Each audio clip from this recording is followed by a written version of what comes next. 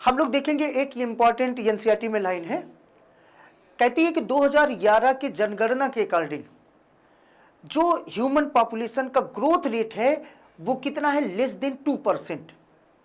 फिर एक एग्जांपल देता है कि अगर पूरे जो है पॉपुलेशन को माना जाए 1000 तो पर ईयर इसका 2% बीसी तो होगा, ये एनसीईआरटी लिखती है एग्जाम्पल में।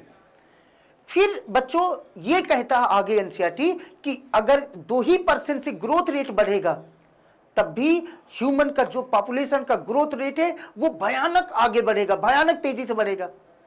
इसका मतलब क्या है सर, कैसे तेजी से बढ़ेगा, केवल लेस देन 2%। तो मैंने कहा बच्चों जब देश आजाद हुआ था तब भारत देश की पॉपुलेशन 350 मिलियन थी, और 350 मिलियन थी मतलब उसका 2% निकाला जाए तो 70 लाख हुआ। और अगर 2000 की बात करें तो भारत देश की पॉपुलेशन 1 बिलियन थी, और 1 बिलियन का अगर जो है मतलब 2% निकाले तो 2 करोड़ हुआ। और 2011 में भारत देश की पॉपुलेशन 1.2 बिलियन थी, और इसका 2% कितना होगा, 2.4 करोड़। तो सोचो पहले जो है कितना बढ़ा, मतलब 2 करोड़, फिर आगे 2.4 करोड़, और जब देश आजाद हुआ था तब 70 लाख पर ईयर केवल बढ़ता था। अब समझ में 2% का ग्रोथ रेट। थैंक यू बच्चों।